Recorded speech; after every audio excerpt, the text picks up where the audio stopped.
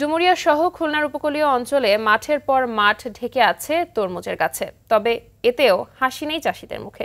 দীর্ঘদিন বৃষ্টি না হওয়া এবং প্রচণ্ড তাপদাহে ক্ষতিগ্রস্ত হচ্ছে এসব গাছ। এছাড়া পানিতে লবণের মাত্রা অনেক বেশি থাকায় আক্রান্ত হচ্ছে বিভিন্ন রোগেও। খুলনা থেকে এস এম মনিরুজ্জামানের প্রতিবেদন, জানাচ্ছেন সৈয়দা সামিয়া তামান্না। দক্ষিণের জেলা খুলনায় এবার রেকর্ড পরিমাণ জমিতে তরমুজের আবাদ হয়েছে। তবে সময়মতো বৃষ্টি না হওয়া ও সেচ দিতে না পারায় চিন্তিত চাষিরা। এই অঞ্চলে বিলের অধিকাংশ খাল শুকিয়ে গেছে, আর নদীর পানিতে লবণাক্ততা বেড়ে যাওয়ায় নানা রোগে আক্রান্ত হচ্ছে গাছ। এতে ক্ষতির আশঙ্কায় পড়েছেন তরমুজ চাষিরা। অসুবিধা আছে, এই যে চুলচুলি পোক লাগতেছে, তারপরে গাছটা কিরাম রাম হয়ে যাচ্ছে, ফলগুলো কিরাম পুরোটা ফল যেন দাঁড়াচ্ছে না, ছোট ছোট বাচ্চা ফলগুলো সব নষ্ট হয়ে যাচ্ছে। পানির সমস্যা, আয়রন পানিতে বা নোনা পানিতে আমরা বোরিং থেকে পানি তুলি, এই পানিটা আয়রন বা নোনা পানি অতিরিক্ত থাকে। খাল বিলের সমস্যা এখন বুঝে গেছে, সব নদী নালার পুকুর টুকুর এগুলো বুঝে গেছে।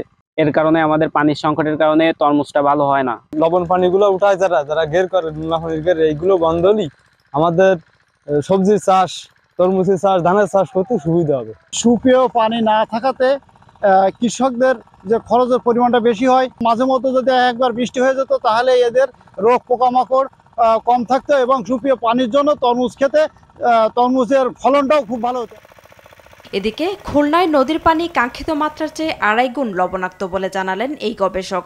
মোটামুটি ভাবে বলা যায় 4 থেকে 8 বা 10 পর্যন্ত মাটির যদি লবণাক্ততা থাকে, তাহলে সেখানে যদি মিষ্টি পানির আমরা ব্যবহার করতে পারি বা সেচ দিতে পারি, তাহলে সেখানে কিন্তু ফসল ফলানো সম্ভব।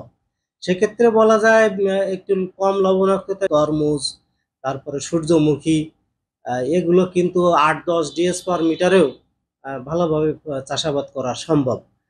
আর পানির ক্ষেত্রে বলা যায় যে সর্বোচ্চ 4 ডিএস পার মিটার পর্যন্ত পানি আমরা সেচ কাজে ব্যবহার করতে পারি। ভালো ফলনের জন্য প্রশিক্ষণের পাশাপাশি মিষ্টি পানি সংরক্ষণে চাষিদের উদ্বুদ্ধ করছে কৃষি বিভাগ।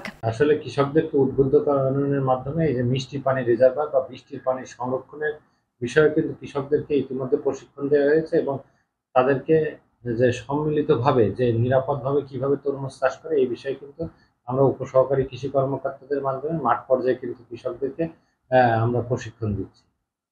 চলতি বছর জেলায় 17,291 হেক্টর জমিতে তরমুজের আবাদ হয়েছে। সৈয়দা সামিয়া তামান্না, RTV।